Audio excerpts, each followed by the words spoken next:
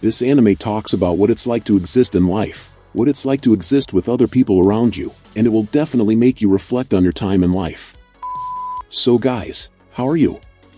I hope you're doing well. I'm the Monio, the interdimensional demon who talks the most about Frieren on YouTube, and you're on my channel. What happens after the big adventures? The anime follows Frieren, an elf mage separating from her group. After having finished a 10-year adventure campaign, they apparently saved the world, and brought about an era of peace.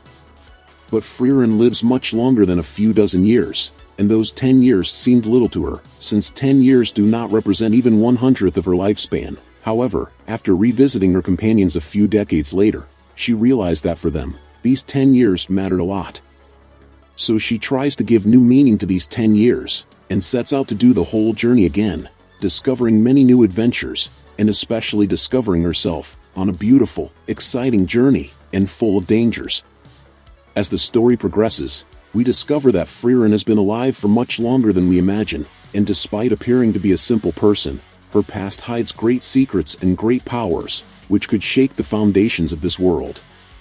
Frieren was a very curious case for me, as I don't really like medieval fantasy. Not even Lord of the Rings is a work that managed to captivate me, but with Frieren it was different, and although I watched it on recommendation, the story surprised me a lot in the first episode, which I didn't think would be possible, because of the way the story is handled. For example, in the first episode, the most important battle of all, which defeated the Demon King, is not shown, and this in itself is already an anticlimax, and the characters in Frieren's group, who should be the characters with who we are going to care about and create connections with, leave the scene very quickly. Himmel, for example, dies in the first episode, without giving us time to get to know the character, and although his death has narrative importance, for us it is not that relevant, and as the years pass, you understand that other characters will also die.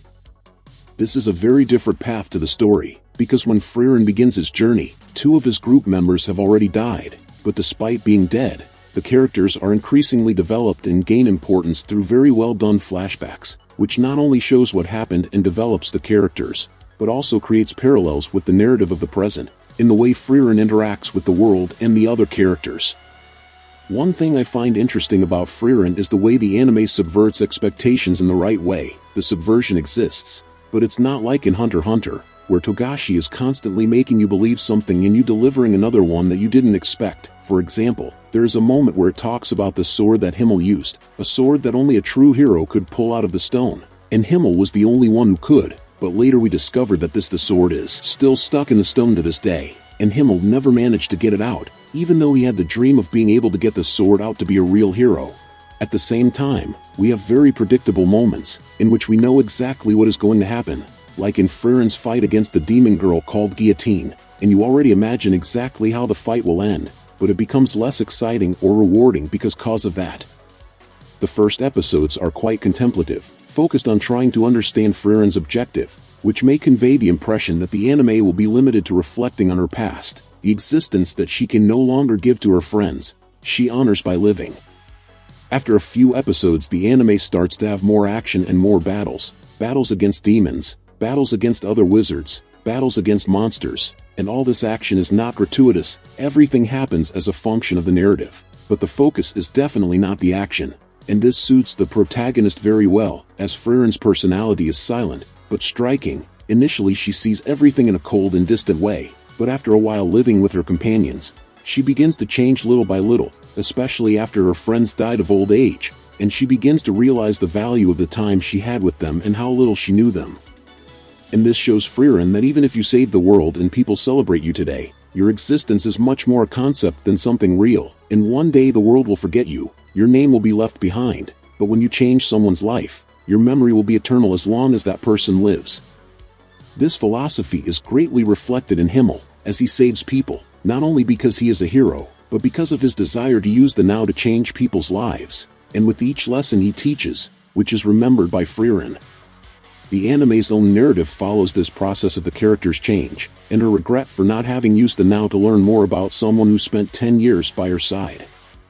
During the journey, Frieren realizes that many things had already been taught to her in some way, in the relationships she had with her friends and in the journey she took to save the world, but at the time, she was not mature enough to understand, so her memories serve almost like a mentor, passing on those lessons she needs to learn in the present.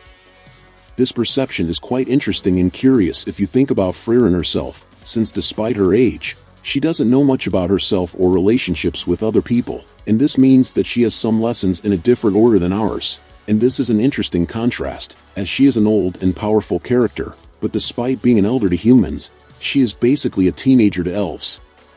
All of this could go very wrong in a story, which proposes to work with such complex and profound elements, and which are perceived in very different ways from person to person, so it would be very easy for the story to get lost in its reflections and become tedious, but that's not the case here.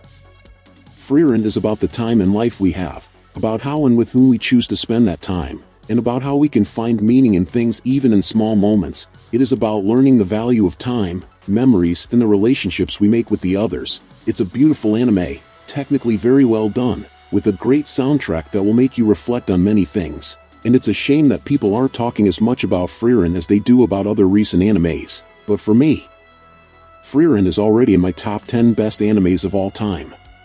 But what about you? Have you watched Frieren? What do you think? Leave it in the comments, and if you liked the video, subscribe to the channel to follow the next content. Until next time my people, demonic hugs.